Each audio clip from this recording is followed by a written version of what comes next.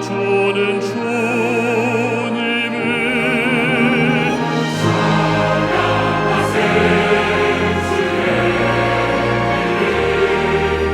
만민 다 노래하세 영광 돌리세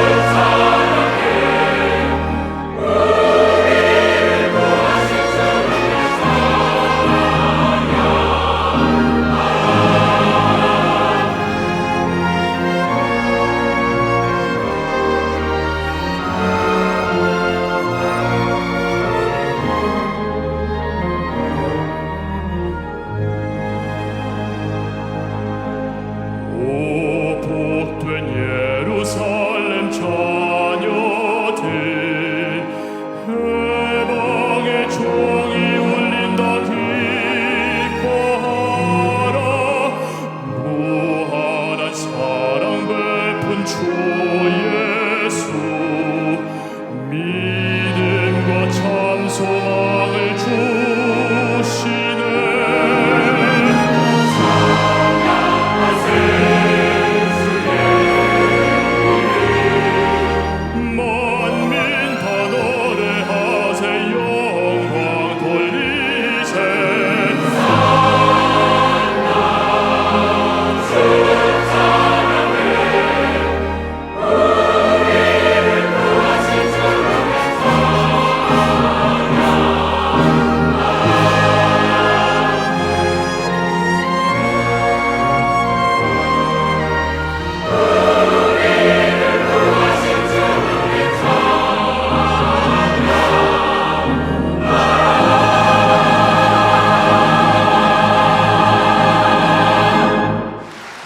은혜로운 찬양 감사드립니다. 이제 다 함께 성경 말씀을 봉독하시겠습니다. 오늘 우리에게 주시는 하나님의 말씀은 로마서 4장 1절부터 8절까지의 말씀입니다. 제가 가지고 있는 성경은 신약성경 244페이지입니다.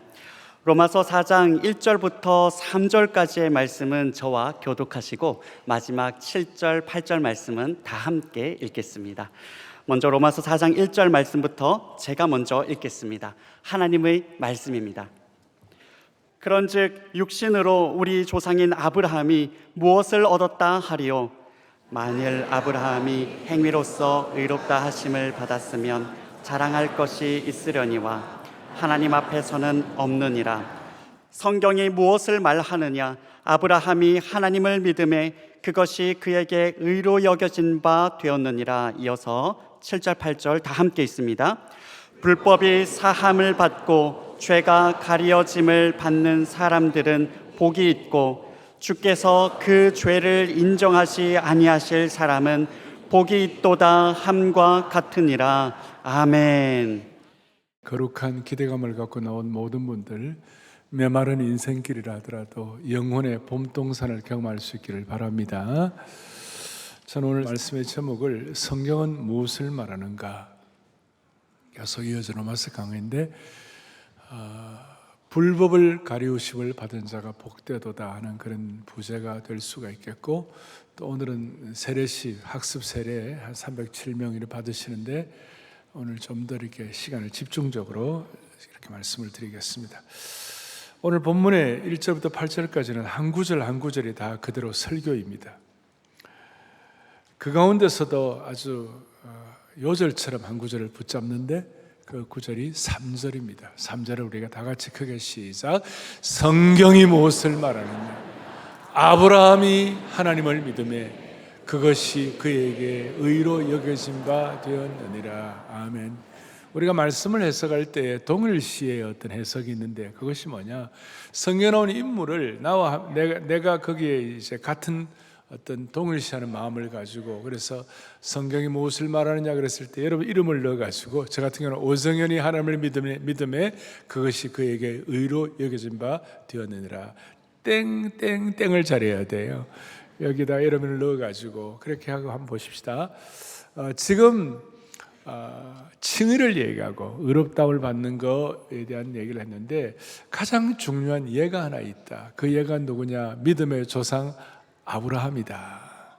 그 아브라함을 예로 들어가지고 말씀하신데, 그 아브라함이 어떤 존재였나? 첫 번째로 생각할 때 아브라함도 우리처럼 연약한 존재였다.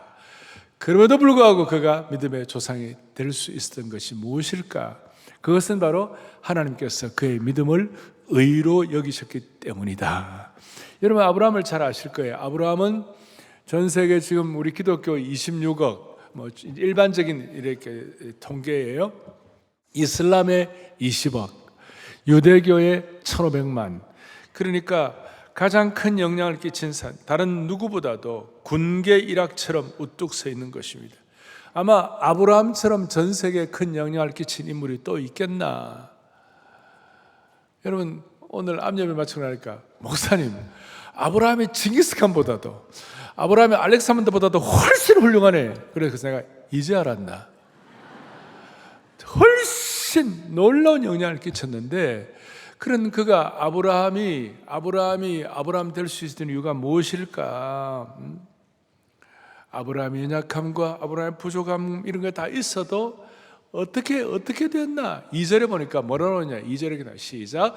만일 아브라함이 행위로서 의롭다 하심을 받았으면 자랑할 것이 있으려니와 하나님 앞에서는 없느니라. 그 뒤에 이제 나중에 다윗이 또 나옵니다만, 6절 7절 다윗이 나옵니다만은, 일한 것이 없이 의로에게 받으면 그거는 진짜 은혜이고, 그런데 자기가 일했다고 생각한 사람은 그것이 싹스러이고, 그러니까 선물로 은혜로 안 받는다는 거예요. 근데 아브라함 같은 사람도 하나님께서 그를 의로 여기셨다. 여러분 아브라함이 완벽한 것 같지만 아브라함이 어떤 연약함을 갖고 있었습니까? 우리가 잘 아는 대로 거짓말도 반복해서 하고 그 에집트에 내려갔는데, 아브라함의 아내 사라가 미스 이스라엘이에요. 너무 이뻐요. 그러니까 그 당시에 이집트 왕이 아이고 사라가 이쁘구나 그러면 사라를 갖기 위하여 남편이라고 그러면 쳐 죽일 것 같으니까 우린 누이다. 그러니까 또 그러면 누이면 그러면 이렇게 처남될 사람에게는 잘해야 될 거 아니에요. 그럼 막 잘해주는 거예요. 거짓말하고. 또 그런 일들이 또 언제 있어. 나중에 그랄 왕 아비멜렉이라고 있었는데, 아비멜렉이 또 그랄에 가니까 그래 또 거짓말을 하는 거예요. 똑같은 게 또 반복이 되는 거예요. 무엇보다도 가장 큰 심각한 것은, 사라가 당시에 자식이 없는 것은 심각하니까, 자식이 없으니까 사라가 이제 여종 하갈을 취하라.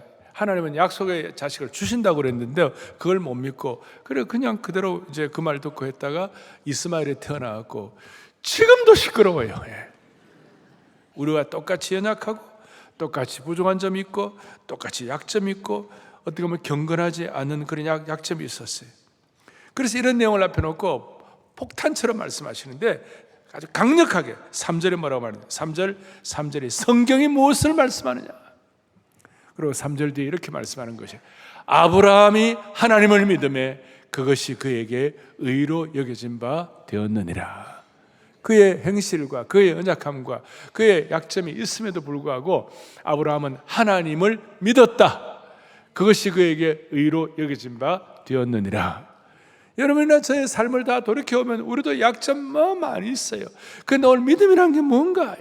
오늘 그 믿음에 대해서 다시 한번 확인하는 건데, 그래서 그것이 칭의가 되어야 되는 것인데 3절 뒷부분에 아브라함이 하나님 믿으니 그걸 땡땡땡을 한번 여러분들 한번 해보세요. 여러분 이름 한번 더 넣어보세요. 그래요. 시작. 오석연이 하나님의 믿음에 그것이 그에게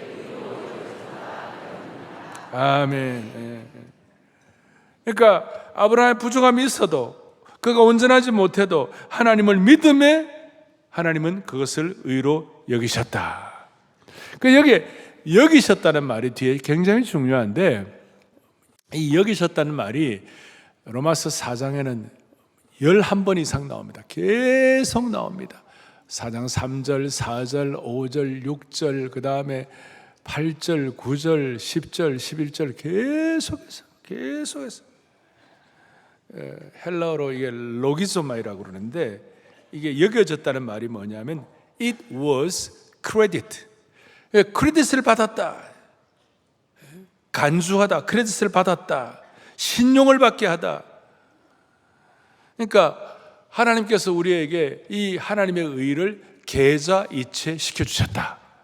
그 여겼다, 이 크레딧 받게 하다. 이 은혜 때문에 이 크레딧을 받고 난 다음에 이유는 모르지만 하나님이 이렇게 여겨주셔가지고 그 믿음을 의로 여기셔갖고 그 이후에는 많은 경우 승리하고, 또 믿음의 어떤 시험에서도 승리하고, 이삭을 바칠 때도 그걸 승리하고, 다 하나님께서 그렇게 믿음의 조상으로 삼아 주신 줄로 믿습니다. 여러분 다시 한번 묻습니다. 사람은, 성경이 말하는데 사람은 어떻게 구원받습니까? 우리 자신의 행위, 우리의 신념, 우리의 자랑 아닙니다. 아브라함처럼 오늘 오직 하나님께서 의로 여겨주셔야 구원받는 것입니다. 저는 이 땅에 일어나는 모든 사건들을 다 이해할 수 없습니다.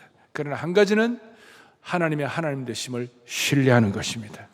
저는 제 인생길에 모든 해답이 다 없다 할지라도 주님께는 해답이 있는 줄 믿습니다. 그 바로 삶이 힘들고 어려워서 고통스럽더라도 주님이 다 아셔 하면서 묵묵히 하나님을 신뢰하기를 원하는 것입니다.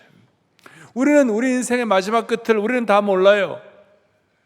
그러나 하나님은 다 보고 계시기 때문에 우리는 마지막 끝을 하나님께 맡기는 것입니다. 여러분 삶의 여정은 때로는 너무나도 가혹하고 어떨 때는 잔인합니다. 이해하기 어려울 때가 있습니다. 그런데 주님을 신뢰하고 믿음을 가진 사람은 결국은 마지막은 하나님께 승리하게 하시는 것을 믿기 때문에 과정을 다 몰라도 주님을 신뢰하는 것입니다. 우리가 나이가 들어갑니다. 몸이 연약해질 때도 있고 인생의 어두움도 있고 영혼이 연약해질 때도 있습니다. 그럴 때도 한결같이 하나님을 신뢰하는 것입니다. 제가 핵심은 아브라함이 약점이 있어도 주님이 기억해 주시고 그의 믿음을 의로 여겨주신 하나님 앞에 우리가 의탁할 때 우리는 이 믿음을 가지고, 어제 토비스도 얘기했습니다. 우리는 우리의 인생의 태도를 한결같이, 또 뭐죠? 변함없이, 또 뭐죠? 꾸준하게, 그리고 또 충성되게, 오늘 세례받은 모든 분들 이 믿음의 눈을 열고 하나님 앞에서 한결같이 변함없이 꾸준하게 충성된 은혜가 있기를 바라는 것입니다. 이 믿음의 길을 누가 대신 가줄 수 없어요. 여러분들이 받아야 되는 것이에요. 자, 아브라함이 보이지 않는 하나님을 어떻게 이렇게 신뢰할 수 있었는가? 그 앞에 조금 더 우리 들어가면 오늘 이 내용은 창세기 15장에 있는 내용을 가져온 거예요. 창세기 15장 6절에 있는 내용을 그대로 3절에 다시 반복한 똑같은 내용인데 헬라어로 번역한 septuagint 70인역을 썼기 때문에 좀 달라 보입니다만은 똑같은 내용이에요. 똑같은 내용인데 창세기 15장 1절에 하나님 뭐라고 말씀하셨나? 아브라함 보고 나는 너의 방패요 너의 지극히 큰 상급이다 그랬어요. 하나님이 방패고 하나님이 상급이다 그랬는데 아브라함의 현실은 그 당시 아까 말씀한 대로 자식이 없으면 이게 현실이 좀 방패와 상급이 별 의미가 없어요. 그러니까 3절에 15장 3절에 아브라함이 뭐라고 하죠? 주께서 내게 씨를 주지 아니하셨으니. 자식도 없는데 입이 쑥 나왔어요. 자식도 없는데. 그런 상황에서 아브라함이 여호와를 믿으니 6절에 여호와께서 그것을 의로 여기셨다. 중요한 것은 환경은 변화가 없었어요. 자식이 태어난 것도 아니었어요. 현실은 그대로였어요. 그런데 환경에 변화가 없었지만 이유를 모르지만 아브라함이 하나님을 믿었어요. 오늘 이것이 저와 여러분의 중요한 것이에요. 우리가 살다 보면 다른 거 믿어보면 다 헛된 건 나중에 다 알게 되어 있는 것입니다만은 하나님께서 아브라함에 보신 것은 그의 행위도, 그의 성취도, 그의 결과도, 그의 인격도 아니었어요. 아브라함이 하나님을 믿으니 하나님은 의로에 계셨다. 그래서 여기서 우리는 영적인 인사이트, 통찰력을 갖게 되는데 이런 뜻입니다. 하나님은 완벽한 사람을 찾으시는 것이 아니라 하나님을 믿는 믿음의 사람을 찾는 것이에요. 이런 뜻이에요. 현실은 변하지 않아도 삶의 문제가 그대로여도 하나님의 말씀을 그대로 믿는 그 믿음을 하나님은 의로 여기시는 것이에요. 현실의 문제로 아브라함도 믿음이 흔들렸어요. 내게 씨를 안 해주신다고 입이 나왔어요. 그러나 하나님을 향하는 현실의 어려움은 있었지만 하나님을 향하는 믿음의 방향은 흔들리지 않았어요. 다시요. 하나님을 향하는 뭐가 흔들리지 않았어요? 믿음의 방향. 즉 어떻게 다 이루어질지는 다 몰랐지만 누가 이루실지는 알았다는 것이에요. 조금 더 들어가면 과정은 다 몰라요.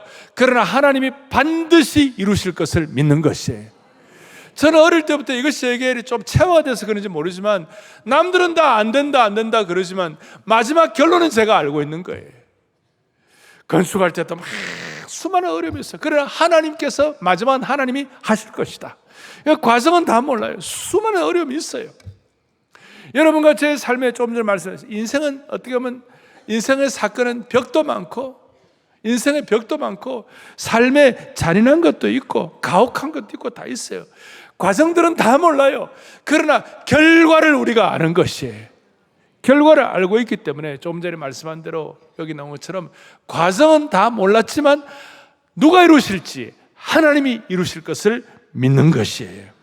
이것이 여러분과 저의 개인의 문제뿐만 아니라 교회의 문제와 이 민족에게도 이런 내용들이 역사하게 될 것입니다. 그래서 하나님 먼저 보시는 것은 믿음의 어떤 크기가 아니라 믿음의 방향이 되는 것이에요. 하나님께서 의로 여기시는 믿음의 사람은 흔들리지만 흔들리면서도 하나님께 나오는 사람, 의심하지만 의심하면서도 하나님의 말씀 앞에 올바른 방향을 가지고 머무는 사람. 이런 의미에서 세상의 모든 거 잘 나가가지고 하나님 없이도 살아갈 수 있는 사람이 그게 행복한 것이 아니에요. 과정이 흔들리더라도 우리가 결과는 하나님이 하실 것을 믿고 그것에 대한 영의 눈이 열려가지고 그 과정 가운데서 흔들리는 과정 가운데서도 방향 하나만은 분명한 은혜가 있기를 여러분들에게 있기를 바라는 것이에요. 인생은 제가 잔인한 인생이 많다 그랬어요. 여러 예전에 우리 교회에 그런 일이 있었어요. 예수님 잘 믿는 분이신데 아버지인데 돌아가셨어요. 교통사고로 돌아가셨어요. 티네이저 딸들을 두고 돌아가시는 거예요. 그러니까 돌아가시니까 그 딸들 가운데 그래도 한 딸은 믿음을 지키는데 한 딸은 시험 들어버렸어요. 아내도 시험 들어버렸어요. 이런 일이 있을 수가 있겠는가? 많은 일들이 일어나요. 여러분들과 우리 사이에 이해되지만 않는 벽과 같은 그런 딱 막힌 일들도 많이 있어요. 그런데 한 가지 우리가 알아야 할 것은 뭐냐? 그럼에도 불구하고 방향은 바로 잡아야 되는 것이. 우리 하나님은 자주 중간 과정을 생략하시고 미래를 현재로 끌어와서 한 걸음 한 걸음 주님 앞에 걸어가도록 만들어 주시는 것이, 주님을 닮아가도록 만드는 것이. 그리고 하나님이 이렇게 그 과정 가운데 우리가 다 이해 안 되는 과정 가운데서 우리가 지켜야 할 우리의 자세 하나를 말씀하시는데, 이 과정 가운데 너희들은 보는 대로 살지 마라. 우리가 보는 대로 살죠. 눈에 보이는 과정에 나타나는 수많은 눈에 보이고 느끼는 그대로 살지 마라. 고린도후서 5장 7절에 고린도 교회를 향해서 하시는 말씀이었어요. 다 같이 읽겠습니다. 이는 우리가 믿음으로 행하고 보는 것으로 행하지 아니함이로다. 아멘. 우리의 삶의 타락의 본질은 보는 것으로 사는, 눈에 보이는 대로 사는 거예요. 눈에 보이는 대로 반응하는 거예요. 여러분, 눈에 보이는 대로 사는 삶은 믿음으로 사는 삶이 아니에요. 우리는 눈에 보이지 않는 것을 보는 삶이 중요한 것입니다. 그래서 어떻게 하면 우리가 보는 것으로 행하지 아니하고 믿음으로 행할 수 있을까? 우리가 환경이 아니라 살아계신 하나님을 신뢰하기 위해서 우리의 의지와 결심만으로 안 되는데, 핵심은 뭐냐? 우리의 시선이 바로 잡혀야 되는 거예요. 우리의 시선이 바뀌어야 되는 거예요. 그러니까 우리의 시선이 바뀌지 않으면 일시적인 신앙으로 끝날 뿐이에요. 여러분, 머리로만 알아도 마음에 따르지 않을 때 어떻게 하면 좋겠는가? 어떻게 우리의 시선을 바르게 할 수 있겠는가? 고린도서 4장 18절에 뭐라고 말씀하는가? 다 같이 보겠습니다. 보이는 것은 잠깐이요, 보이지 않는 것은 영원함이로다. 할렐루야. 보이는 것은 잠깐이에요. 다 지나가는 거예요. 다 허망한 것이. 나이 들어보세요. 건강도 쇠약해지고, 저 사람 없으면 죽을 것 같은 그런 관계도 다 바뀌는 거예요. 인생은 다 그런. 그러니까 보이는 대로 살아가는 사람 살면 안 돼. 믿음으로 살아야 되는데, 나이가 들면 다 쇠약해진다고. 나이 들어보세요. 70, 80 다 들면요, 국영수가 있어요. 뭐냐? 첫째, 눈이 나빠져. 그게 국어야.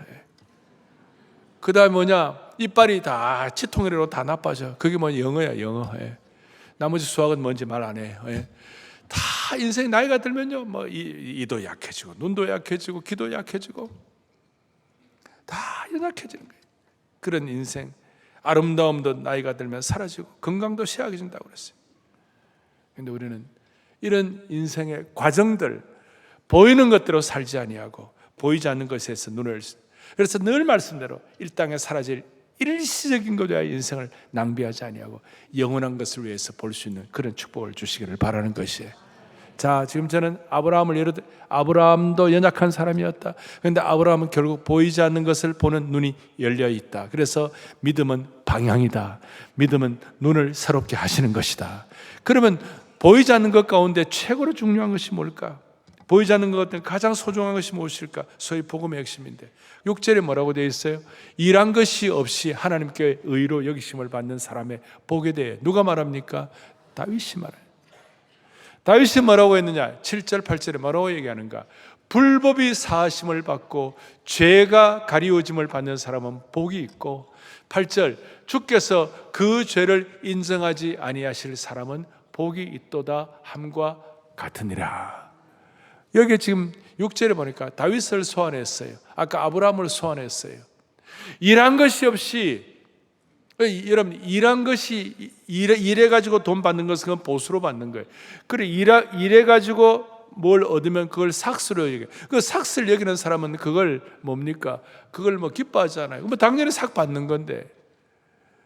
그런데 일한 것이 없이 하나님께 의로우심을 받는 사람의 복. 다윗도 따지고 보면 뭡니까? 그가 목동으로 있고 그 아무것도 아닌 존재인데 하나님 그를 불러가지고 이스라엘의 성군으로 삼으시고 다윗 왕국의 조상으로 삼으셨는데, 그렇게 이런 뜻이에요.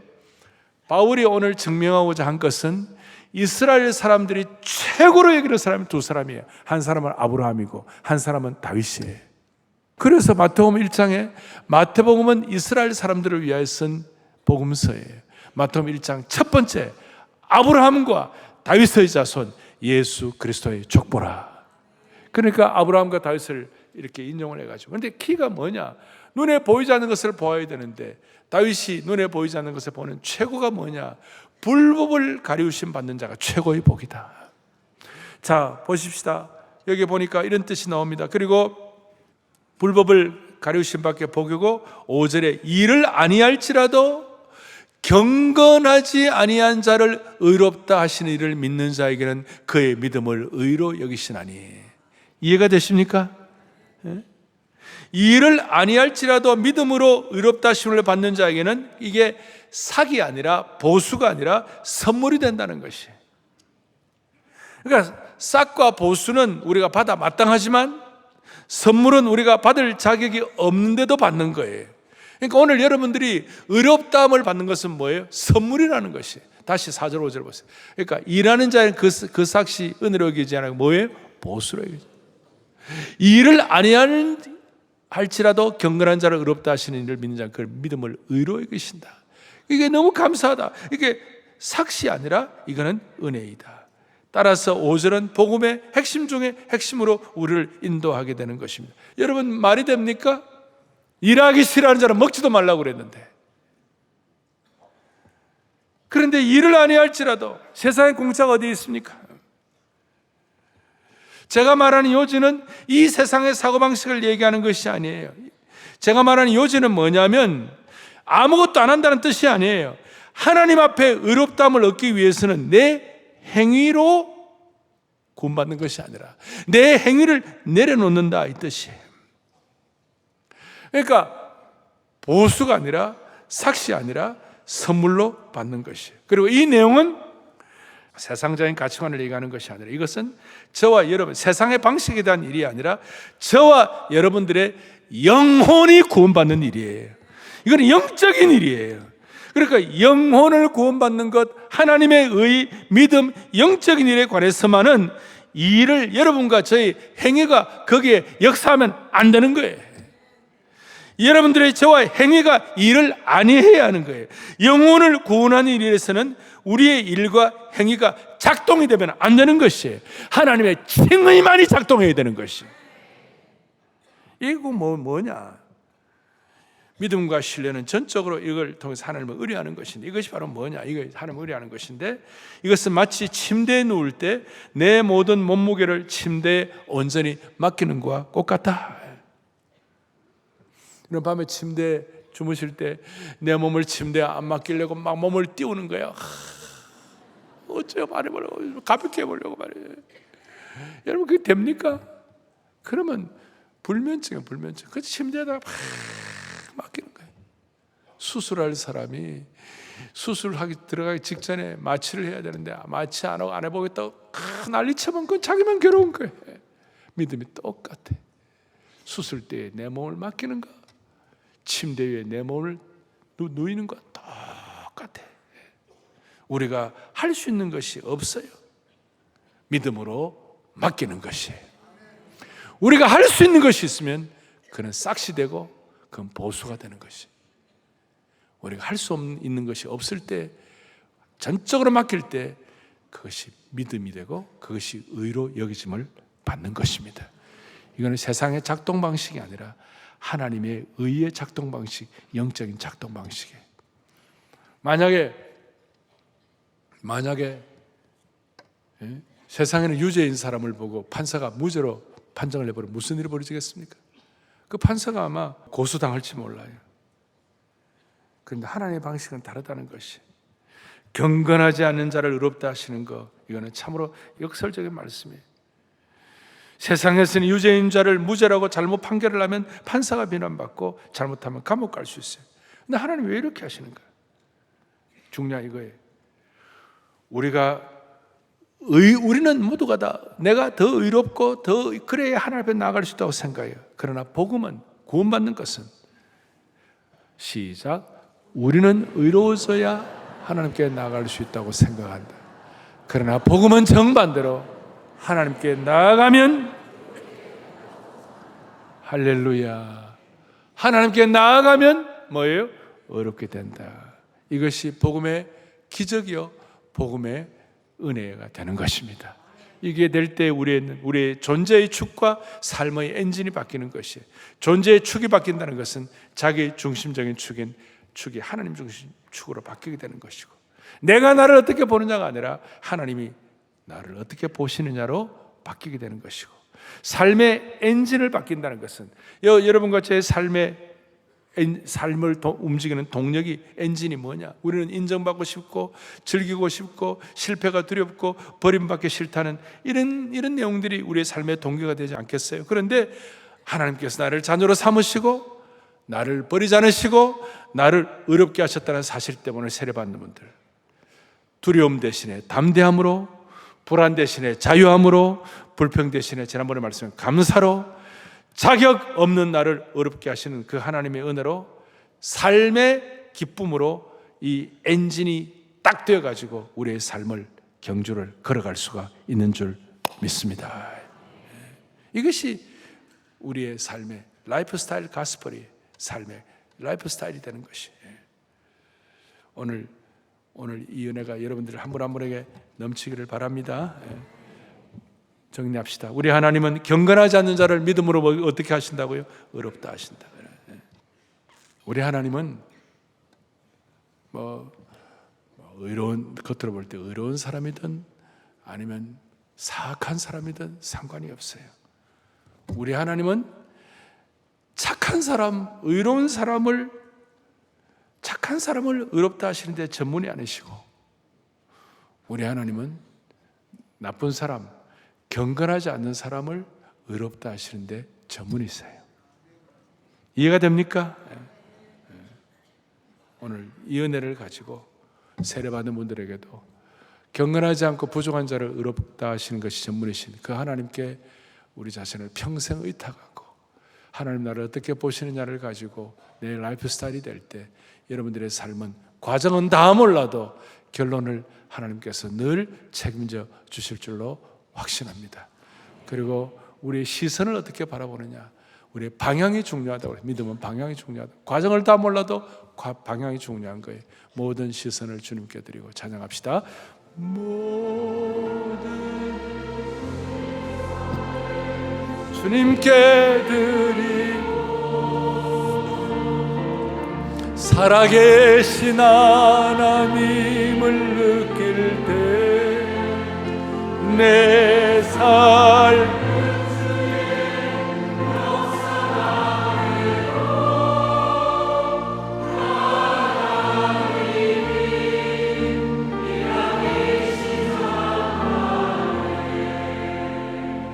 사랑의 교회는 이런 말씀을 기초로 해서 세례를 베푸는데, 오늘 학습 세례 베풀기 전에 우리 교회 아름다운 전통인 간증을 하고 우리가 세례를 받도록 그렇게 하도록 하겠습니다. 오늘 46세 김수연 여성도님이 공무원이신데 나오셔갖고 이 시간 세례 간증을 하도록 하겠습니다. 나오실 때 우리 모두가 다 따뜻한 박수로 환영해 주십시오.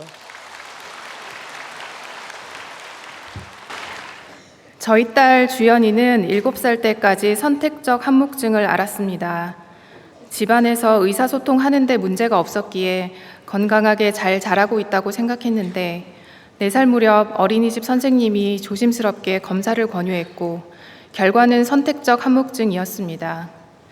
불안도가 높은 아이들이 직계 가족을 제외한 다른 사람들과 의사소통을 하지 않는 경우가 있는데 주연이가 그랬습니다. 어린이집이나 유치원에서 선생님이나 친구들과 말을 하지 않았습니다.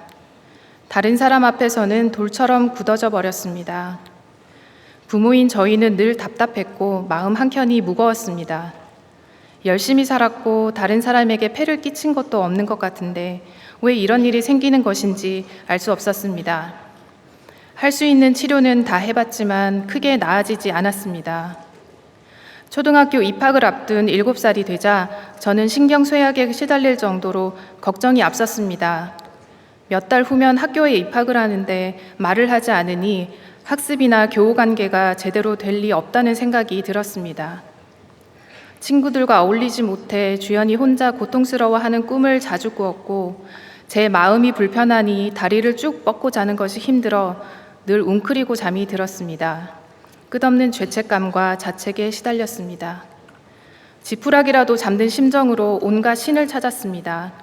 부처님도 찾고 산신령님도 찾았습니다. 심지어 살아계셨을 때 어려운 사람을 많이 도왔다는 할머니가 도와주실까 싶어 할머니도 찾았습니다.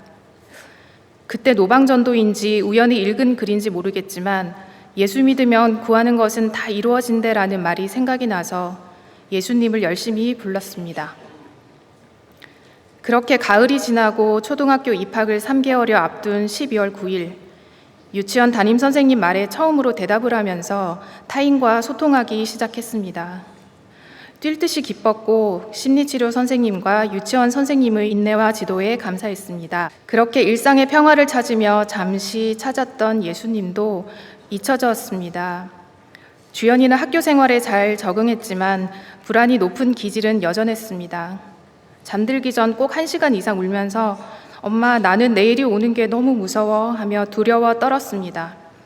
괜찮아 엄마 아빠가 다 지켜줄게.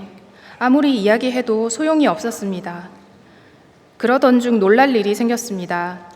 주연이는 초등학교 4학년 때 친구 하은이를 따라 사랑의 교회 주일학교에서 단 한 번 예배를 드리고 와서는 이렇게 말했습니다. 엄마, 두려워하지 말고 근심하지 말래. 인간의 노력으로 사는 것이 아니라 하나님이 역사하셔서 우리가 사는 거래. 그렇게 노력해도 안 되던 일이 단 한 번의 예배로 이루어졌습니다. 그날 10년 만에 처음으로 주연이는 편안하게 잠이 들었습니다. 교회에 다녀오면 우리를 앉혀놓고 들었던 말씀을 다시 들려주었습니다. 조금하다 말겠지 하는 생각에 주연이를 주일학교에 들여보내고 저희는 마칠 때까지 교회 근처 카페를 전전하였습니다. 한 달, 두 달, 시간이 지날수록 주연이는 더 밝은 모습으로 바뀌어 갔고 저희의 주말은 교회를 중심으로 돌아갔습니다. 예배를 드리면 한 주를 살아갈 힘을 얻고 용기를 얻는다는 딸의 말이 놀랍기도 하고 궁금하기도 해서 두어 달 만에 남편과 같이 안아주심을 본당에서 어렵게 예배를 드렸습니다. 평소 종교는 나약한 자들의 마약 같은 것이라 주장하던 남편은 담임 목사님 설교를 들으며 눈물을 글썽였습니다. 저도 오래전 잠시 찾았던 예수님이 떠올랐습니다. 엄마 아빠가 주연이보다 성경을 모르니 다락방에 참여하고 성경대학을 들었습니다. 주일에 예배드리면 평소 말랐던 마음이 촉촉해진다는 딸의 말을 저도 체험하고 있습니다. 저는 지금 하나님과 사랑에 빠졌습니다. 이제 저의 하루는 근심, 걱정 대신 하나님의 사랑으로 가득 찹니다. 제자 훈련도 빨리 받고 나중에 손주들을 위해 기도하는 할머니도 되고 싶습니다. 하나님은 놀랄만한 선물을 또 주셨습니다. 올해 주연이가 정교 회장이 되었습니다.